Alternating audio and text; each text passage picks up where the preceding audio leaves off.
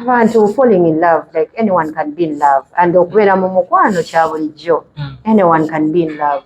But naye bwe kisukka ku level weerina okubeera nga gwe buli munno waagenda olina okubeerawo omukontrolinga budde bw'atalina kufuluma, buno bwafuluma, bw'aba atambudde waliwo amugoberera, then it's something that you need to look out for. Omuntu ayinza okugamba nti mbeera ngezaako kumaakinga muntu wange life, you know? But again, woba otuusizzamu embeera ey'okumaakinga, that means you need to check your relationship, that probably your trust is tekyaliwo, tewakyaliwo obwesigwa. Because omuntu waba mu mukwano nga waliwo n'obwesigwa, buli kimu kyekola kyokka. Nga n'omuntu yenna wabanga amwagadde ayinza ogamba omanyi, I appreciate the way you feel about me, naye I'm married oba I'm in a relationship. So omuntu yenna ali mu mukwano, there should be trust, there should be like reciprocal energy you give to receive. So mu mbeera yonna obeera nga gwe weka weeyo abeerawo like obeerawo nga gwe with tight marking oli akola bibye, then I don't think ogwo mukwano. It is so common. It is common. Ogenda n'obeera n'omuntu n'owulira nga kale recently they have just wedded, within 2 years ogenda okuddamu okumubuuza nga they have separated. Okay, so depending on what everyone is struggling, you know, marriage in the beginning it is exciting. Kinyuma. Naye buli lw'okibeeramu, I'm telling you, marriage entails a lot of work. It is difficult. Yeah, people are sweating. Abantu bali mu kutuuyana in there. Yeah, so buli mu mbeera yonna, I wouldn't even say only marriage because era n'abaana abalala babafuna nga they are not married.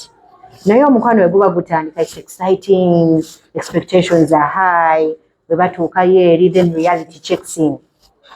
Kati abaana bazze, responsibilities zizze, so what is next? Omukwano gugenda ne guggwawo, kati buli kimu ne kidivertinga ku baana. Usually we watabeerawo communication, watabeerawo mukwano, probably ng'omusajja waliwo like cases z'okubeera kale nga tewaliwo obwesigwa, then everything shatters. So abaana we bayingirawo mu mbeera ogenda okulaba nga ebyali eby'omukwano nawo responsibility eri waggulu, buvunaanyizibwa. Nze ngenda keera ku makya nkusabe pampa, nkusabe amata, nkusabe emmere, nkusabe buli kimu. At the end of the day ate nkufunemu n'embeera ey'okubeera nga tewaliwo obwesigwa. So you be like, okay, now ewaka sifuna kino, abaana tebafuna kino, ate n'omwami naye tewaliwo obwesigwa. So depending on whatever, everyone has a different like struggle, and they come out of marriage or relationship differently depending on the reasons that they have. But Assalamu alaikum wa rahmatullahi wa barakatuh.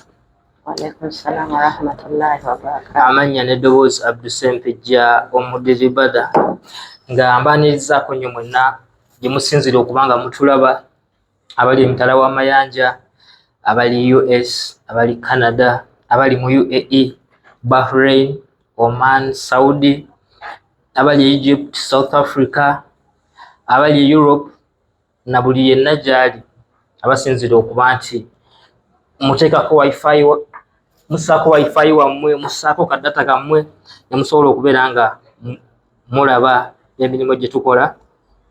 Mbeebazaako nnyo, kibeera kyakabi, kibeera kirungi, kituzaamu amaanyi, kitulaga nti ebintu bye tukola mubisiima ate ne mubiteeka mu nkola. Omukyala gwendi naye leero Hajat anyumye bulungi. She's a counselor, she's a doctor. Akola ebintu bingi nnyo nga bwagenda okubeera nga abituyitiramu mu ddakiika ng'emu bbiri. Agenda kubeera atweyanjulira, atubuulira akola biki. Tutandikira awo inshallah. Nkwanirizaako nnyo. Neyanziza. Amannya bampita Madina Ismail. I'm a counseling psychologist, and mental health is my field. Ekikwatagana ne mental health, awo ngangwawo. Yes. Mental health we bwongo? Yes, we bwongo, but buli omu alina mental health. Kasita obeera n'obwongo obeera ne mental health. Biri bitya? Abasawo bali no, abalwadde bali batya? I would say everyone has mental health issues. Obeera n'obwongo obeera ne mental health. So when you have a mind, obeera ne mental health. So everyone is struggling, but levels zaffe zidiffaringa. Zaawukana.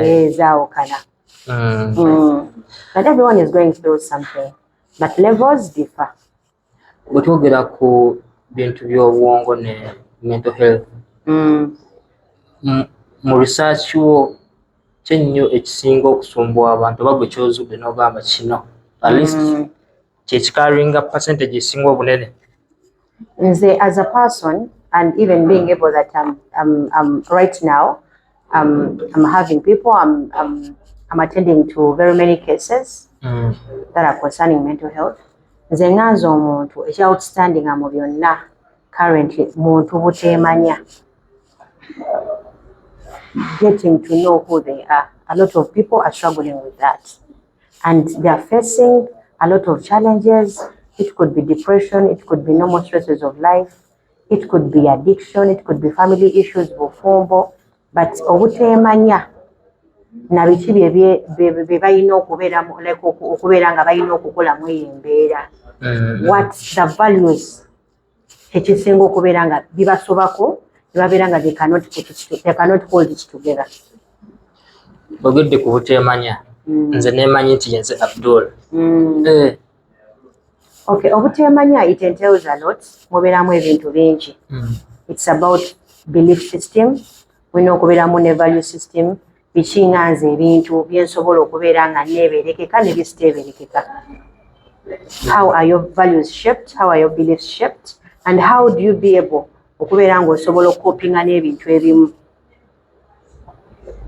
Yes. So obuteemanyi obwo bubeera mu mbeera nga gwe ng'omuntu wewanga osangiddwa like obanga you are facing any challenge, tosobola kubeera nga weemaliridde okusalawo, wabula sometimes ojja genda seeking advice on how to be able to handle certain situations. Notamanya that mu mbeera yonna kiyinza okubeera nga kikoledde oli n'ekiyinza obutabeera nga kigenda kukolera gwe ng'omuntu. Yes. So ogedde ku kigambo addiction. Tulinamuko abantu abali addicted ku mukwano, ku nsonga z'omukwano. Bagiyita obsessive disorder, okubeera nga you cannot be able to manage your feelings very well. Ne zibeera nga zikusukkako, but abantu falling in love, like anyone can be in love, and okubeera mu mukwano kya bulijjo, anyone can be in love. But naye bwe kisukka ku level weerina okubeera nga gwe buli munno waagenda olina okubeerawo omukontrolinga budde bw'atalina kufuluma, buno bwafuluma, bw'aba atambudde waliwo amugoberera, then it's something that you need to look out for. Omuntu ayinza okugamba nti mbeera ngezaako kumakinga muntu wange life, you know? But again, woba otuusizaamu embeera ey'okumakinga, that means you need to check your relationship, that probably your trust is tewakyaliwo obwesigwa. Because omuntu waba mu mukwano nga waliwo n'obwesigwa, buli kimu kyekola kyokka. Yes. Omusajja ayinza okugamba nina mukazi wange mulungi, bwe sitamubeerako bandi mupasula. Anti kaakati omuntu yenna wabeera nga ali mukwano nga naawe akwagala, nga ne relationship agivaluinga, naye nga yennyini omuntu alina okuba nga like omukwano guno aguvaluinga ne relationship teweetaaga kumukuuma wabula yeekuuma yekka, nga buli kimu ne relationship eno n'omwami we amuvaluinga, nga n'omuntu yenna waabanga amwagadde ayinza ogamba omanyi, I appreciate the way you feel about me, naye I'm married oba I'm in a relationship. So omuntu yenna ali mu mukwano, there should be trust, there should be like reciprocal energy you give to receive. So mu mbeera yonna obeera nga gwe wekka weeyo abeerawo like obeerawo nga gwe with tight marking oli akola bibye, then I don't think ogwo mukwano. Nga abakazi osobola otya okutandinga a man down? Atugambe nga akusanze olina omuntu gweyagala nga badde agezaako mikisa gye. How politely can you turn him down? Okay. First of all, kya butonde okwegomba, and even when you are married, oyinza okulabayo omuntu gwe weegombye, and it is okay. But the mere fact that we know okubeera nga oli responsible, okutegeera that you know what, I'm in a relationship, I'm in marriage. What does marriage entail of me? Kiki ekinneetaagisa okubeera mu kyeno? So tetujja gamba we will not invalidate your feelings that ekyo kintu tekiriyo oba tekisoboka, but again tujja kugamba how do you control those feelings. Okubeera nga weteeka mu mbeera okutegeera that ndi mufumbo, ninako omuntu aninako obuyinza, I'm accountable to that particular person, then how do I communicate?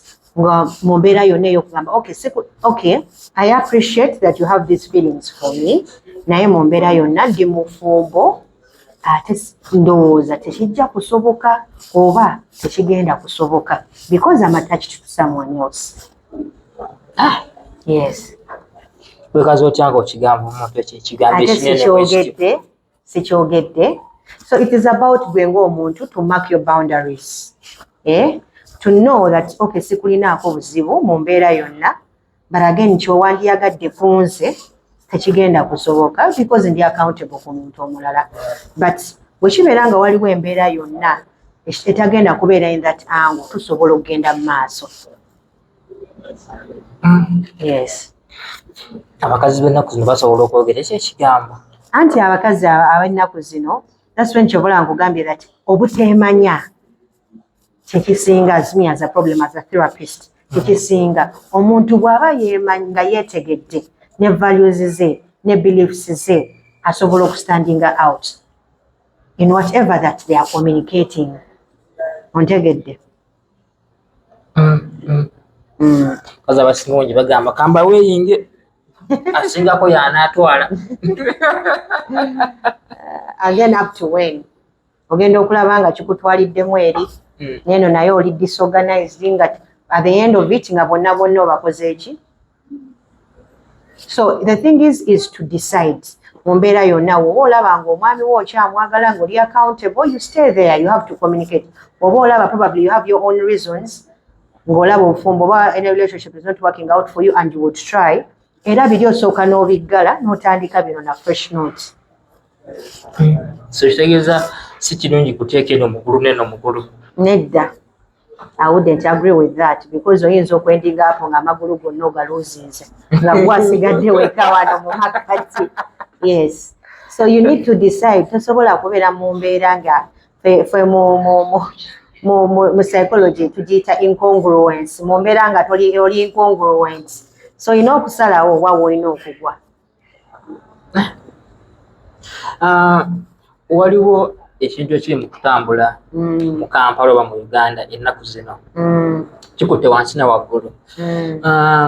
Bantu bangi tebaagala kukyogerako because kiri a bit sensitive and kirina bye kinyigiriza. Twogera ku kintu ky'abasingo maama. Buli w'okyogerako abakazi bajja ne bakulumba ne bakuvuma ebigambo ebiva eno mpaka eri ne bakuwemulawemula. Abakazi nga balina obusungu bungi kweyo topiki. To be honest, I can only imagine what they are going through because basically I'm not a single mom and I've never been there, but I have worked on people who are there.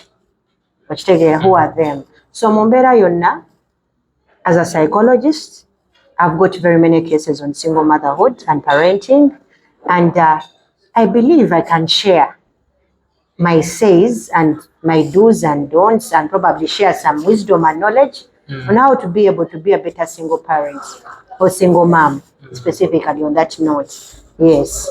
Ekisookera ddala buli muntu omusango agunenyeza munne. Abasajja banenya bakazi.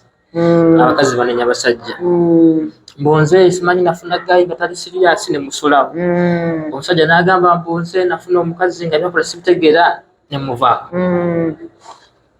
Buli muntu omusanga agusalira munne. Katuddeyo gye bitandikira. Ki ekisinza okuleetera single motherhood okubanga buli lusha yeeyongera? Okay, depending on whatever the case is, right now I would say single motherhood or single parenting is like trending right now. It's like what? Trending, like it is so common. It is common. Ogenda n'obeera n'omuntu n'owulira nga kale recently they have just wedded within 2 years ogenda okuddamu okumubuuza nga they have separated. Okay, so depending on what everyone is struggling, you know, marriage in the beginning it is exciting, kinyuma, naye buli lw'okibeeramu, I'm telling you, marriage entails a lot of work. It is difficult. Yeah, people are sweating. Abantu bali mu kutuuyana in there. Yeah, so buli mu mbeera yonna, I wouldn't even say only marriage because era n'abaana abalala babafuna nga they are not married. Naye omukwano we guba gutandika, it's exciting, expectations are high, we batuukayo eri, then reality checks in. Kati abaana bazze, responsibilities zizze, so what is next? Omukwano gugenda ne gugwawo, kati buli kimu ne kidivertinga ku baana. Usually we watabeerawo communication, watabeerawo mukwano, probably ng'omusajja waliwo like cases z'okubeera kale nga tewaliwo bwesigwa, then everything shatters. So abaana we bayingirawo mu mbeera ogenda okulaba nga ebyali eby'omukwano nawo responsibility eri waggulu, buvunaanyizibwa. Nze ngenda keera ku makya nkusabe pampa, nkusabe amata, nkusabe emmere, nkusabe buli kimu. At the end of the day ate nkufunemu n'embeera ey'okubeera nga tewaliwo bwesigwa. So you be like, okay, now ewaka sifuna kino, abaana tebafuna kino, ate n'omwami naye tewaliwo bwesigwa. So depending on whatever, everyone has a different like struggle, and they come out of marriage or relationship differently depending on the reasons that they have. But the question should be, now that you're a single mother, what do I need to do? Like now, it has already happened. You have decided that okuvaayo, nvuddeyo, kati ki ekiddako? Olina ka point k'okoze by the way kabadde so touching nti mutandikwa buli muntu alowooza it's a bed of roses n'abantu, you know, but tebigendeyo mu maaso ebintu ne bikyuka. Kitegeeza tugiyita excitement wano mu kusooka. I would say everyone should go through that phase, because what it doesn't prepare you for what is coming later. You don't appreciate what is coming in later. So marriage is sacrifice. I'm 8 years into my marriage, but I'm telling you, marriage is sacrifice. It is patience. It is forgiveness. Kusonyiwagana. But again, ebyo byonna byonna we biba biganye nga ne mu deciding that omanyi byonna byonna biganye. So what is next? Katwogeremu okwo ku mostly abavubuka. Omukazi ayagala kusettlinga in ne guy.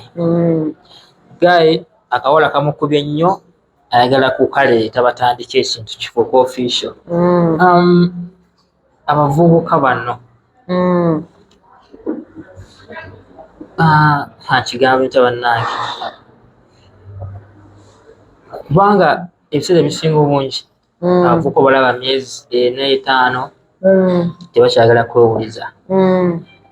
Bakozaawo emikolo egy'amangu mangu, oluusi bajjudde n'amabanja nga tebakyagala kwewuliza. Ki ekisinga okusumbwa abavubuka mostly? Nti omuwala muto ne guy muto. I wouldn't look at as settlements to be determined by age.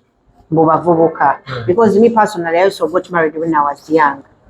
Omwami wange yali akava ku university nga nange nakava ku university. But it's about how you lay down your foundation of the marriage, of the relationship. Excitement eno. Wemubeeramu excited, ndi mulaavu, njagala kufumbirwa. Abantu tebamanyi bufumbo kyeki. What entails in a marriage? So no. Now me that I'm in marriage and what I have been able to experience, sijagamba bibi, but even that I can be able to hear from other people, it puts me in a place to know that marriage is work.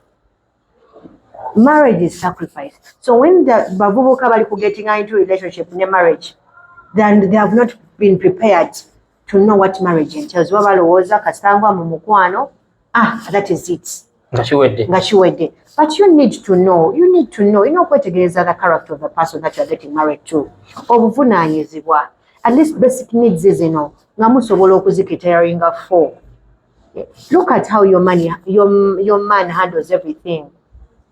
Is he a man of service? Is he hardworking? What is happening? Yeah? But let me tell you, even before getting married, I am sure people notice red flags on their partners. Then they will be sweeping under the carpet. And then later on it catches up with them. But the thing is, marriage entails a lot. Even before going into marriage, be sure that this is the person. Is he able? Because Mumbera, I'm not an advocate for courtship, but the thing is, get to know this person. Spend some time with them, and see how they handle their issues. How are their anger issues? How do they manage their anger, like management? Mumbera yonna ayogera atya naawe? Bwemufunamu obuzibu akuzza atya oba mwezza mutya? Then eddiini nakyo kikulu. What is holding you back together? Kyolaba, like when you hear abasiraamu nga bagamba nze njagala omwana wange ng'afumbiddwa musiraamu munne, nze njagala abamwana wange, nze omwana wange batafunye musiraamu, sikkiriza. There is a reason why it's like that. Because mu mbeera yonna, abasiraamu bagamba mawaddati wa rahma, wabeerawo omukwano n'okusaasiragana. So at the end of the day, we muba mufunye obuzibu, mulina ekibagatta. Naye mubeera mu ddiini za njawulo. Katugambe oli mukatuliki, nze ndi musiraamu. At the end of the day, there's no solid thing that brings you together. So, no neddiini, wobeera mukatuliki, I would advise to be able okubeera ng'ofuna mukatuliki munno. Si mu bubi. Because at the end of the day, abaana bagenda kujja in the picture. Kati n'abaana bano bagenda kubeera mu eyo identity crisis ne faith crisis. Okubeera mu mbeera yonna nga tebamanyi gye bagwa. Maama asaala, taata agenda mu church. Ate mu society it is expected that mu mbeera abaana bwe babeera nga bamwami bajja kutwala eri side.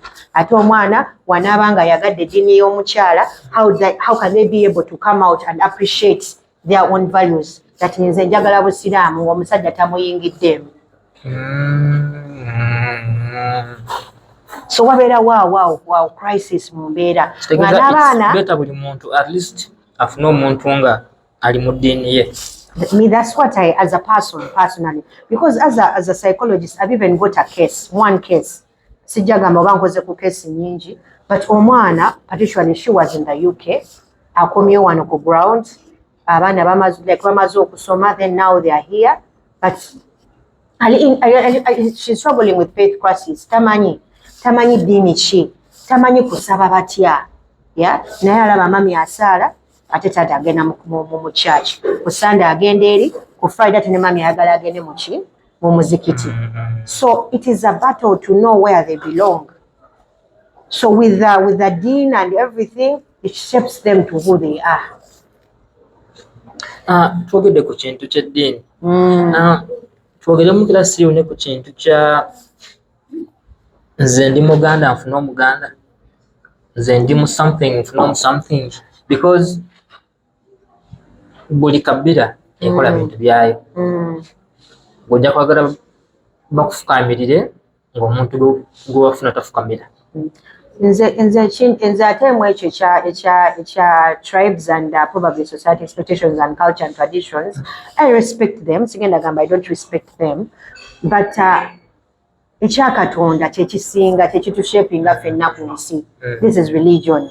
But with tribe, omuntu yenna can appreciate you just the way you are. These are traditions that you can adjust around mu mbeera yonna. Nze omwami wange Muganda, naye nze mixed race, abantu be bayita abakyotala, but mu mbeera yonna he appreciates who I am and appreciate who he is. Bwe ngendayo ewaabwe nga banneetaagako okufukamira, I will kneel down.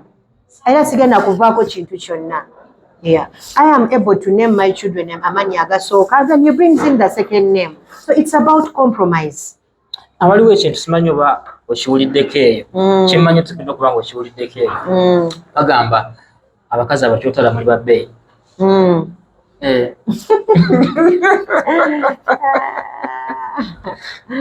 I wouldn't say tuli babbeeyi as such, because it goes back to values. Biki by'oyagala, biki by'otayagala, everything. Okitegeera.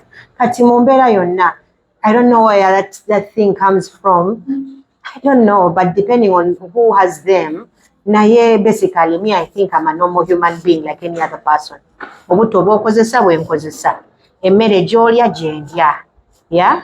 So engoye zoyambala probably zenyambala sigenda kujambo no ndibwe nti whatever basically obulamu gwabo fula kyoyagala. Simanyi oba kyo wali okiwuliddeko nga bakyogera. Era bagamba n'okugamba abo bakyotera tebasoma. But I have a master's in psychology. So mu mbeera yonna, I think these are just mindsets people put out there.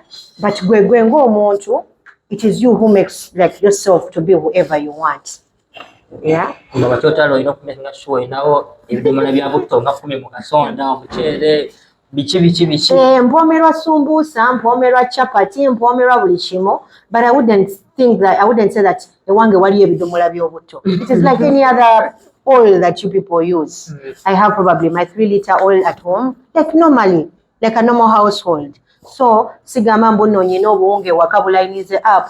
Just whenever I feel like I want to eat chapati, I'll go and buy flour, probably one thing, and bring it home and make chapati for myself.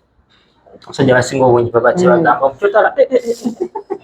Webale na chiisa it brings some sort of validation to me, but mu mbeera yonna gwe kyoyagala okubeera kyoweefuula ya. We grew up in a society nga tulaba bannaffe babafumbirwa ku myaka emito tebamala kusoma, but me, my father was muyali mu kyotala mu mbeera yonna, but was the greatest advocate for a child should go to school, a child should decide mu mbeera yonna that omwami gwayagala okuleeta ewaka. A child is like yatuwa your freedom, yatuwa n'amaanyi nga yatuwa amaanyi tugende tusome. So I wouldn't generalize bakyotala as a group, because naffe tugwa mu bakyotala, but we are not like them. We are not like the people that they say. Naabo gye bali, but it's a choice. Yeah, different mindsets, different human beings. Era kyali nga kizibu nnyo okusanga omusajja nga si mukyotala nga wasiza omukazi omukyotala oba omukazi omukyotala ngafunye gali nga si mukyotala kyali nga kizibu. Actually ffe twakulira awo sayidi z'emmengo naye nga omukyotala bagenda bakyotala. Simanyi byebintu kati bigenze bikyukamuuko like, you know? Yeah, generations have changed. Era abasinga right now olaba nga I don't know what is going on, but ndaba ate abaganda be basinga okwagala abakyotala. This is what is happening here. But anyone can be with anyone. Anyone can be with a person as long as they appreciate who they are. Hey. So anyway, bwetuddayo wali tubadde tukyali ku kintu kya tribe. Nti kyo tekiri nnyo yenna tokiyigira nnyo nga ekyeddiini. Yeah, tribe. Me as personally, these are traditions. These are the things that you would literally adjust about. Mumbeera wobanga osobola okikola oyinza okikola. But ekyeddiini bino byatandikibwawo naffe twabisangawo, and this is a religion. Yeah, it has its do's and don'ts, and it stays. So sisobola kuwakanya hikima ya Quran byonna ebyaliwo bisigalawo, but mu mbeera yonna traditions. You as a person, as you appreciate someone, omuntu oba omwagadde engeri gye yeeyisaamu, we have a lot of things that we get attracted to the other person, but you can adjust around that. Mpola, yes. Nga tetunaba kuyingira nnyo wali nti omuvubuka asazeewo nti kampete noono omuwala oba omukyala. Ogedde ku kintu ky'okusooka twemanye mpola. Kitegeeza obufumbo bwa weekend obuwagira 10 ku 10. I would still say I do not want to oppose how people are living their relationships, because be basalawo kyekibakolera n'ekitabakolera. You get what I'm saying? Probably your weekend gyaba afunye okubeerako n'omuntu we. You get what I'm saying? Or even those people who are in the weekend marriages, some are genuine, some are not. So buli omu yalina okusalawo nga ye omuntu ekimukolera n'ekitamukolera. Tuyinza kusooka kwemanyira bbanga ki? I wouldn't suggest a time, but mu mbeera yonna n'omuntu gw'osanze olunaku olumu ayinza okuyisa obulungi n'okusinga oli gwe mubadde naye emyaka 3. Yeah? So I would say mu mbeera yonna, if you're with someone, always trust your intuition. Get to know, see how this person talks to you mu mbeera yonna, how he deals with these issues whenever you have a disagreement, because in marriage it entails a lot of disagreements. Then be as empathetic as possible towards each other. Like your rahma should be on the equals that this is also another person. Imperfectionism is like okubeerawo. So okubeera mu mbeera yonna, allow them to be who they are, and then mu mbeera yonna gy'oba nga togyagadde, you can easily adjust around it. But there's no specific time that ono omuntu olina mumanyira bbanga lino oba olina mumanyira n'omuntu gw'olabye just adde ayinza okuyisa obulungi okutyemula n'ogamba what was I doing? Oyogedde ku bintu ebimu like abantu be tuta paying attention to. Oyogedde ku red flags. Abantu nga tuwisaamu amaaso. Bintu ki omuntu byayinza okuba nga akola nga si birungi eri munne naye nga tubirabanga ebya bulijjo naye nga ate si birungi. Katusokere ku side y'abasajja. Obwo obuntu bw'olaba nti Okay, depending on the information that I've got now that I'm in this field, omusajja okulimba mu mbeera yonna. Oba omusajja n'okubeera nga ewaka like akuconditioninze okubeera nga addayo late, but nga it's not the nature of his job oba ku mulimu avaayo late, but nga ye oba waba avudde ku mulimu alina gy'asookera, then later on then nadda ewaka. And then you accept that in the beginning. If you accept that in the beginning, you are going to condition that behavior okubeera nga kyekisigala.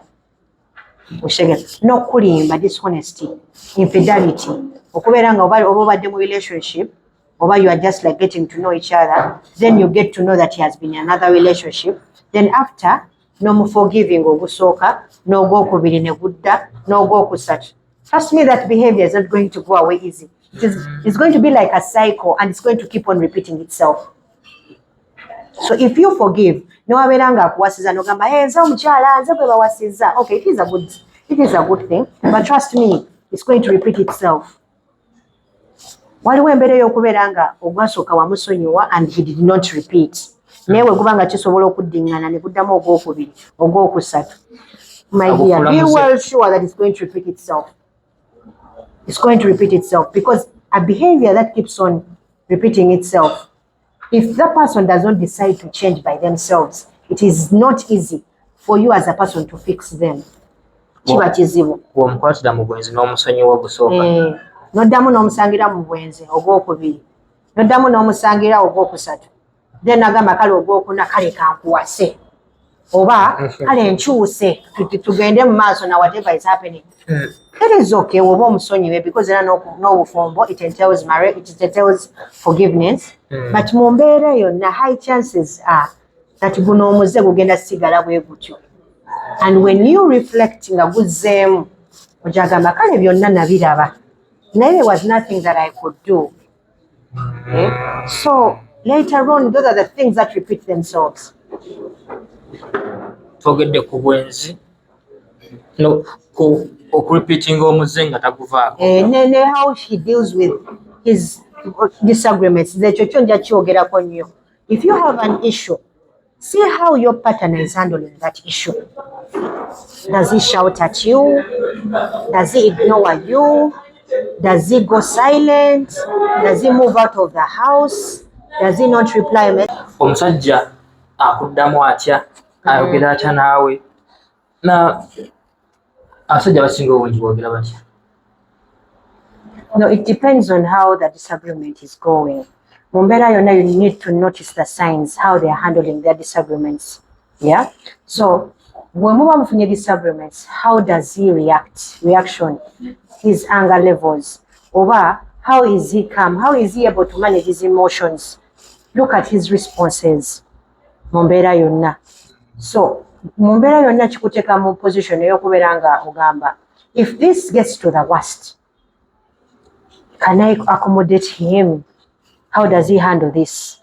Yes, kubanga buli omu wanjawulo. Yes. Abasajja abasinga obungi boogeza bukambwe baddamu nga tibino? I wouldn't say bonna, but it depends. No, n'abakazi nabo, how there is like bonna we handle pain, we handle situations differently. Depends. Abamu basirika na busirisi n'olaba omukazi ng'ayomba naye nga ye tamuddamu. nga probably afuluma wabanga omukazi ayomba nnyo ajja kufuluma aveewo ewaka afune weyegamira. So mu mbeera yonna people deal with situations different. Nosanga oli nga ye bw'anyiiga akuba bukubi, nosanga oli nga ye bw'anyiiga ajja kuleekaana akuzinga drama akole buli kimu. Yes. Nga omukazi omusajja kigo tayinza kugumiikiriza n'ogamba ono ye me as a person nganze omukazi omusajja eka gwe tasobola kugumiikiriza omusajja ankuba domestic violence nekyo sisobola kigumiikiriza. I cannot. Then ne infidelity omusajja omwenzi nze nganze omuntu sisobola mugumiikiriza. To be honest, omusajja omwenzi atama. That's my mental state as a person. Ddala nganze sisobola kibeerekeka. Omwenzi then n'omukubi ebyo sibisobola bibeerekeka. Yes, manyi bakyakuba abantu ennaku zino. Of course bikyaliyo babakuba bulungi nnyo. Omukazi n'akeera okugenda n'omukazi n'akigumira because of the society expectations. Omukazi alina okuguma era omusajja waaba akukubye ishoza taakwagala. Omusajja aba takukubyemu aba takwagala and ne bagumira ku ekyo. Not until it gets serious n'olaba nga bakusse and you are losing yourself. Waba takuwutuddeemu takwagala. And there are conditions to normalize domestic violence at home. N'omwana bw'akula ng'akiraba ewaka n'afuna omusajja n'amukuba mwagamba ye ne maama baamukuba. Kitegeeza osanga abakazi bangi nga baagumira okuwuttula ng'akimanyi omusajja buli wanzigundamu kiba kitegeeza nanjagala. Bwe kiri ng'era aguma ng'agamba kangumire akulw'abaana bange kangume naye nga bamukuba every single day. As the other man is leaving, as the other man is beating her, because that's the way he only knows how to kangumire abaana bange, not knowing that whatever she's going through, abaana bagenda kwemulating exactly what she's going through. Abawala bajja kugumiranga okubakuba, and the generations keep on repeating the same thing.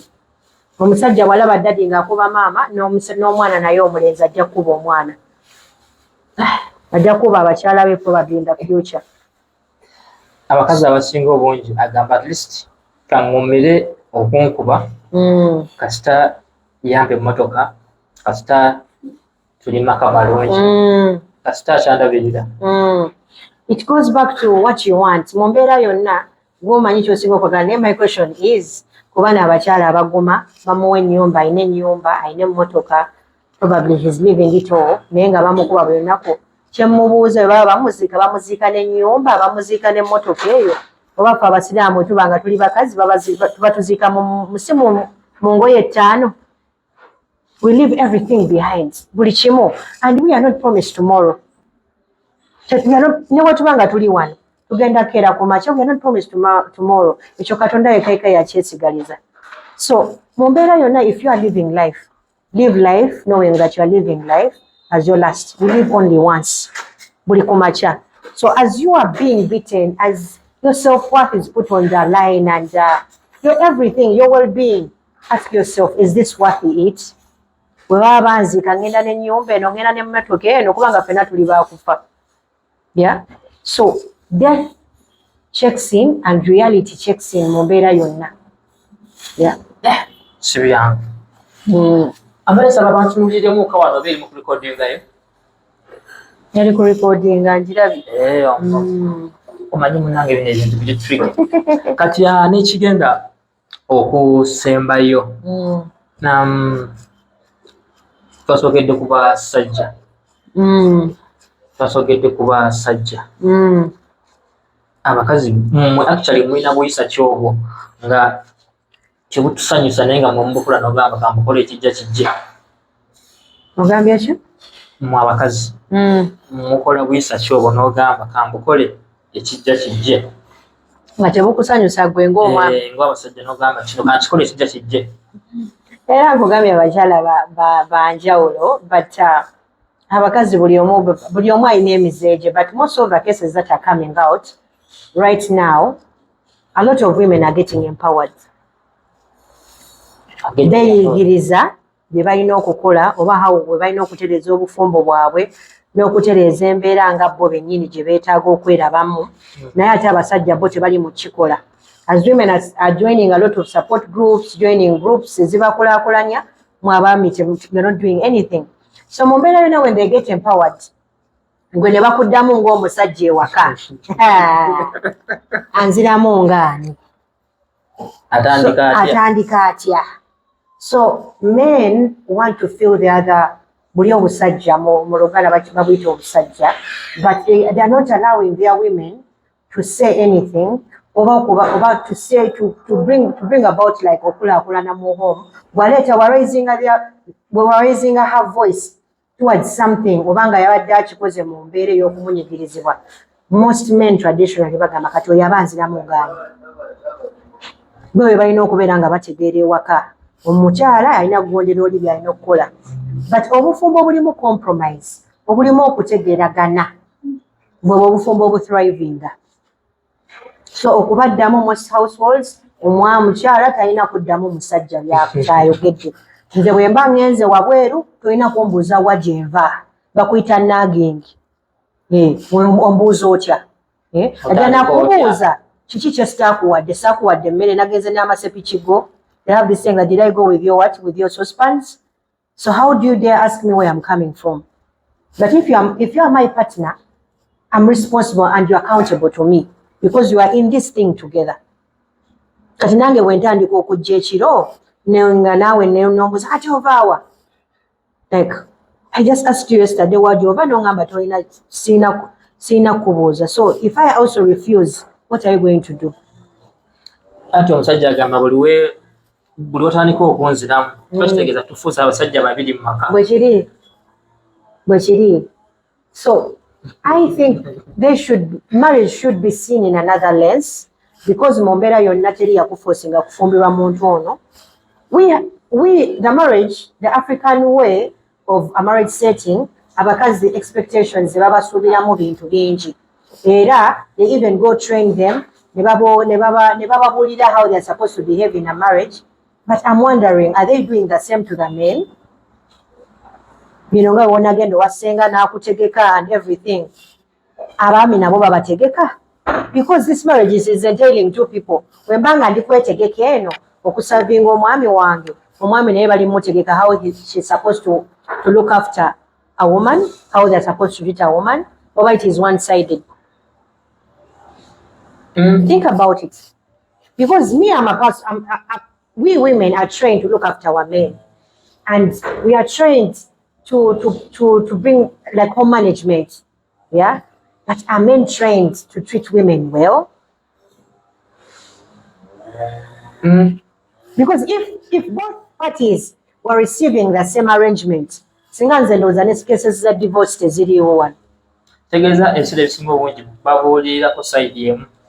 Wano mu traditional way, omukyala olina okuguma, then bino byolina okulabira, then wekuba nga newukubeera kwetegeka mu bedroom, omukyala yagenda okunywa n'anywa ebintu, but the man is not doing anything. Is not doing anything. Oli eno weepika amazzi, weepika buli kimu, but the other side no one really like the other side the man is just going to come and she's not prepared. Nga wenfa wenepika ebintu just to excite my husband, to entice the entire thing.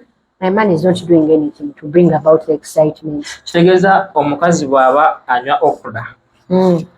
N'omusajja abeere ng'ali eno. Whatever it is to bring back the spice in the bedroom, you should also do that. If I were anywa okra, probably now you should look out for something to bring back the excitement in the bedroom. Because now it entails two. It entails two to tango. So, nze mu mbeera yonna I would not get the same energy neepikira omwami wange nga ye tali kunneepikira. So mu mbeera yonna it entails two. As we are trained, as we are brought in to kubatwala mu basenga n'abaami nabo babatwale babayita batya mu bakojja. Something, they should get the same. Tulaba nnyo nga abakazi be basinga by the way okunywa kino kiri. abasajja nga si baliko oba bo baatuuka. I don't think so, because if you hear divorce cases, anything ogenda okulaba nga okay, mostly it's about failed infidelity, tewaliwo like responsibilities are not kept, but in cases ez'omu bisenge nazo zibeerayo. Ng'olombo ki? Ng'olombo ki? Ng'emirimu tegikolebwa bulungi. Ng'emirimu tegikolebwa bulungi mu mbeera yonna.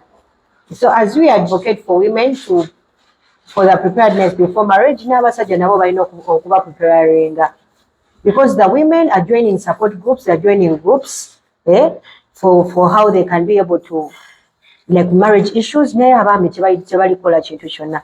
As women are getting empowered, balikulaakulana, abasajja tebalina kye bali mu kukola. Both they are doing, they know what they do. Balina kuyimuka genda kukola, kunoonya ssente, kuleeta ssente waka. And marriage entails a lot.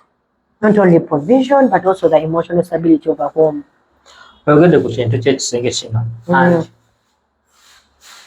tuyinza okugamba nti kyenda oba kinaana oba nsanvu ku kikumi kyekiyimirizaawo amaka.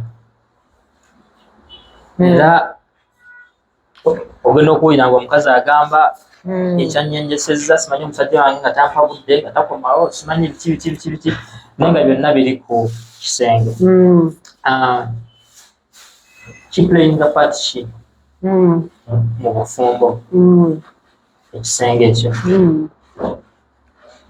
It goes back to the main reason why we get married or why we be in a relationship.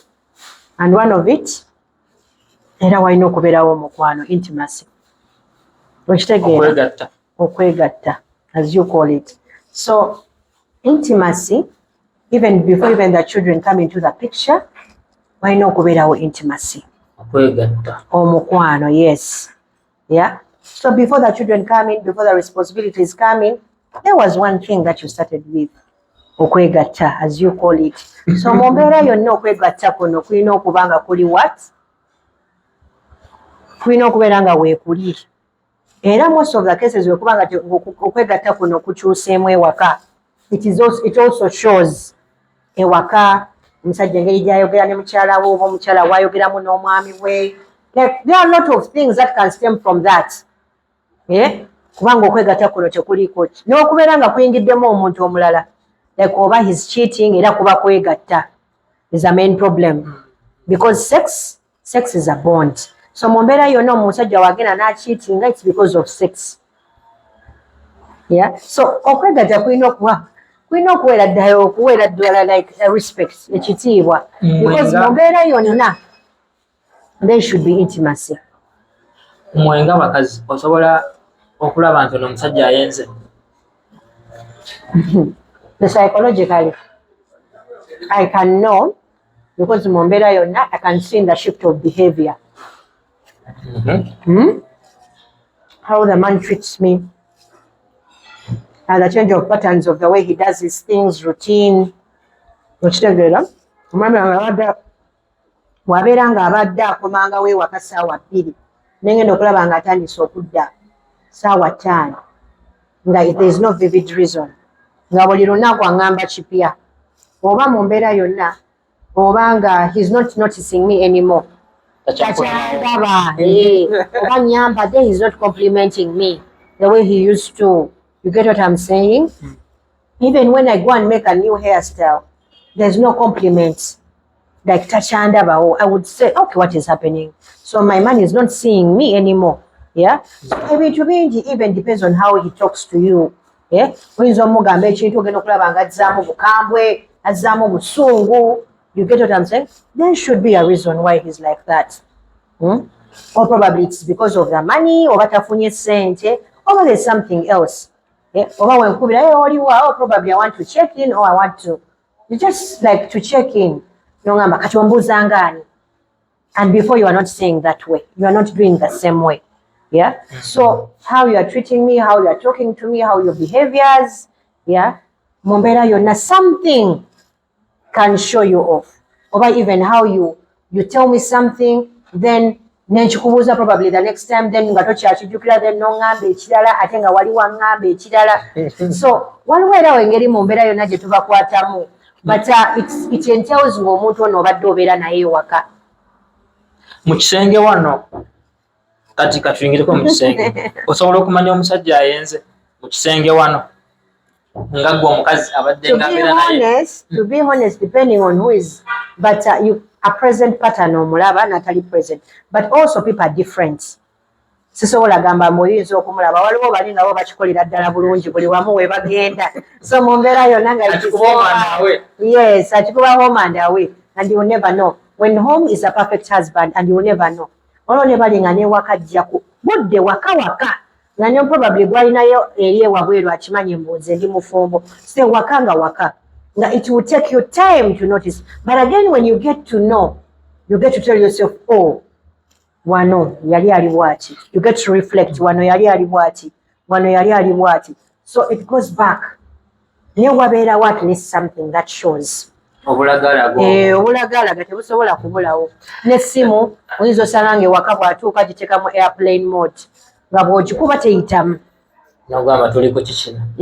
Why at home? Yeah? Oba ogenda okulaba nga oba ogenze mu mmotoka ng'oli mu kwetinkula n'osangayo akasimu akalala akatono naye nga tokalabangako. N'osangamu oba obupiira. So mu mbeera yonna there is something that may lead you to knowing that, you know what, my partner is cheating on me. If you observe and pay attention, wabeerawo ekintu, trust me. Ekigambo kino abakazi bakikozesa nnyo nti nsabirira nnyo omwami wange ne waaba ayenze at yeekuume.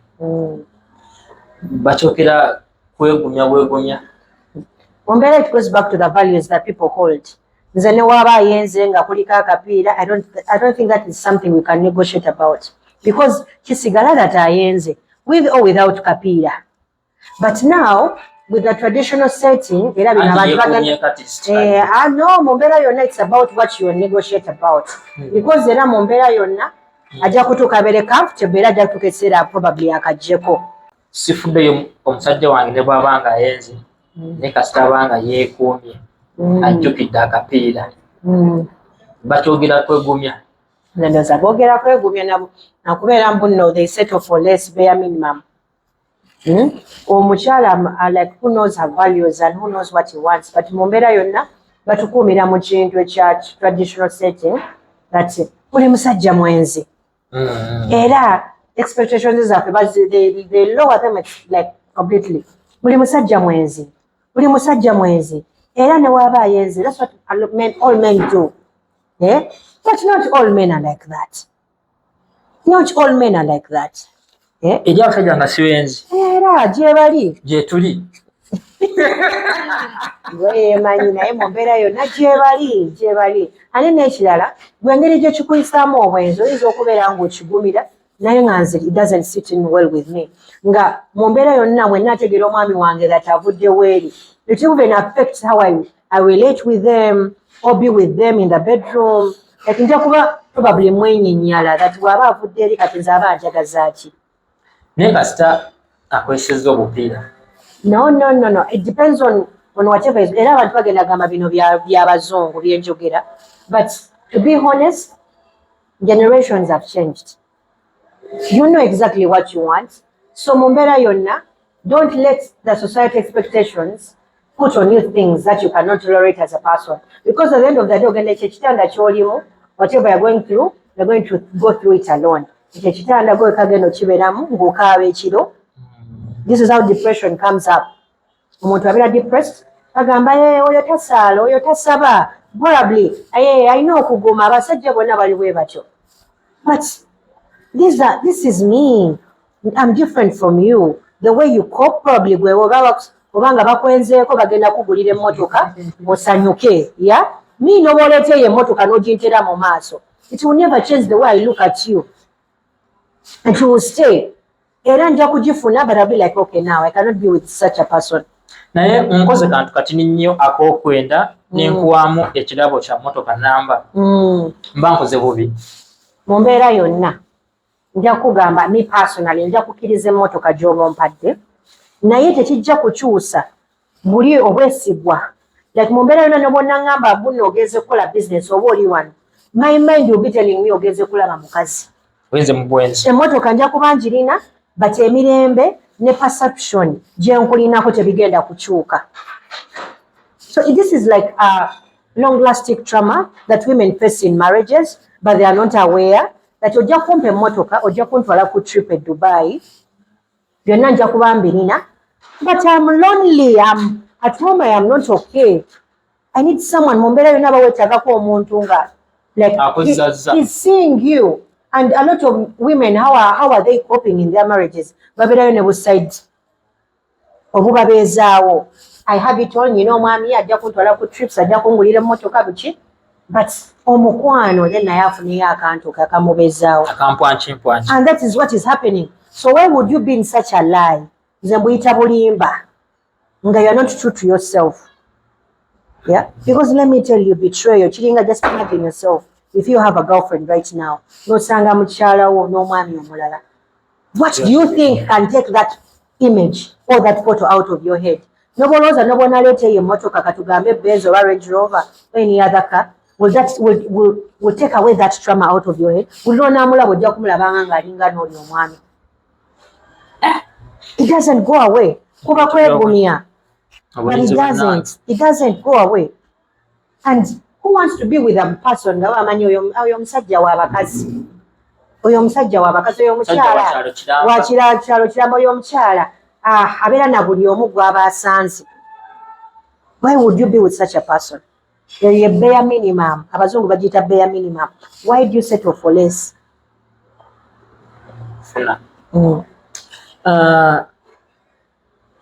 Abasajja bangi batya basingle mothers oba basingle moms nga basajja bangi batya n'okubawasa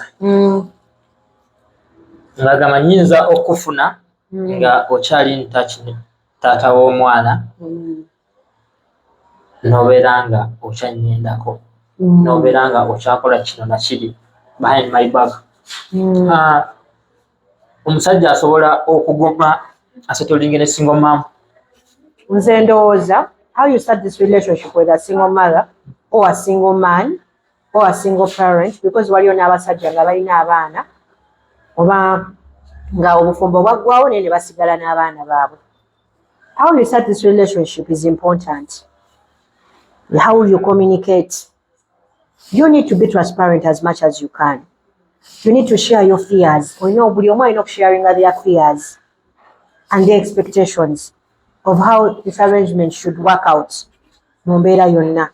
Yeah? But single mummies, single daddies, I would say single mummies are like any other person. Omubeera ng'omukazi azaddeko tekikyusa kikyali.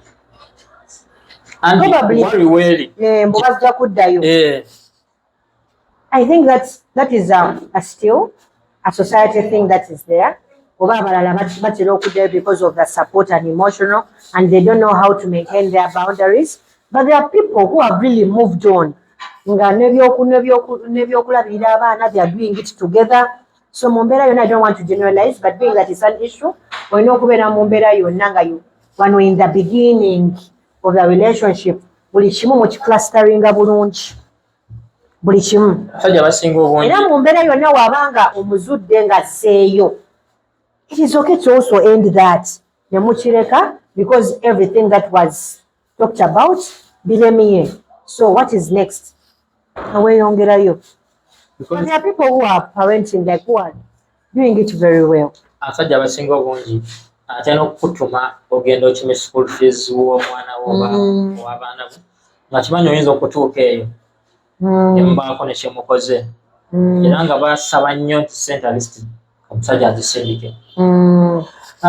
Eno fear esobola okuva mu basajja. Nze ndowooza wabeerawo obwesigwa ng'omunno omutegedde bulungi nga you have got to know each other, ne mwetegeera ne mwemanya bulungi. Ndowooza one of the basic things on that relationship should be trust. Otrustinga munno n'omuwa obuvunaanyizibwa ne transparency. Nze ndowooza that is what defines the relationship of single parenthood.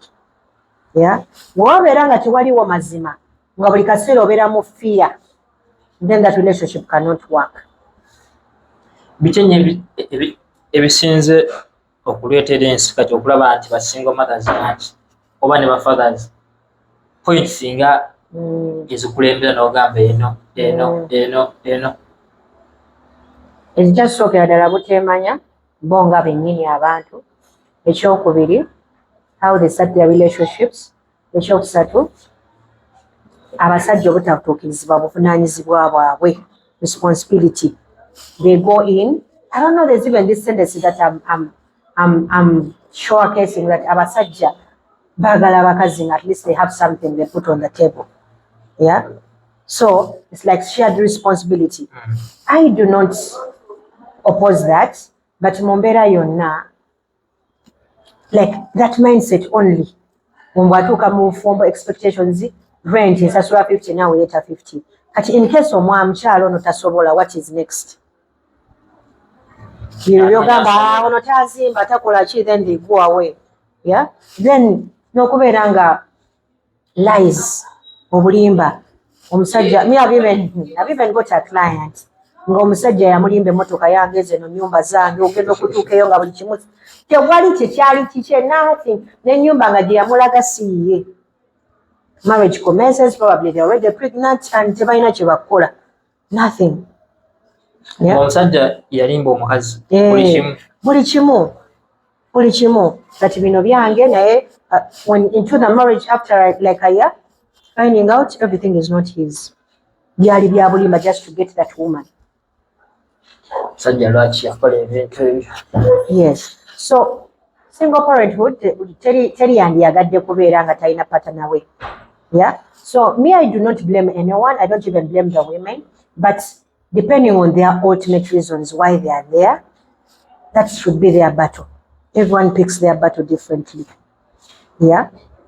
But lack of responsibility, bulimba, dishonesty, lack of transparency, the foundation of the relationship was based probably on excitement, not okwetegereza. Yes. Embeera ng'eyo.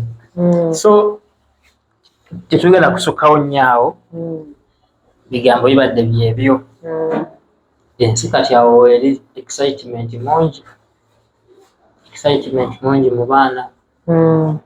Naye nga yembeera ng'eyo tweyanzizza nnyo nnyini ddala okubaako naawe otugambye oli mental health. I'm a counseling psychologist. I offer therapy, stroke professional counseling, and I work as a school counselor at Nabisunsa Girls Secondary School. I also have a private practice in Nigeria, opposite Stapek. It's called Be Well Therapy. I can work on children, adolescents, bullying, anything that they may be going through, child counseling, couple therapy, marriage, individual counseling, or anything that you may be struggling with, depression, stress. I'm also into premarital counseling before marriage, parenting. Yes. So Mombera, now we even do assessments on our team, twin clinical psychologists that can do assessments. And we deal with majorly mental health problems, addictions. Yes. So if you are struggling with something, it could be anything, over masturbation, over alcohol, over drugs. We deal with everything. Or your child, you don't know whatever they are going through at school. Are they facing bullying? Or it's a behavior that you want to work on, or why is unruly, everything. So come in, let us help you, and let us work together, and please start your journey today. Should I say my number? It's okay. Yes, my number is 0703 457790. 703 457790. Thank you. So embeera ng'eyo tetujja kusukkawo awo. Twebaza nnyo mwenna gye musinzire okuba nga mutulaba. Mostly, by the way, abantu b'ebweru eyo batusapootinga nnyo, batuwagira nnyo. Abantu b'ebweru era tetubalinaako buzibu. Abantu b'ebweru eyo. Bye-bye. Abantu b'ebweru tetubalinaako buzibu. Bagira babeerayo mpolampola nga batusapootinga.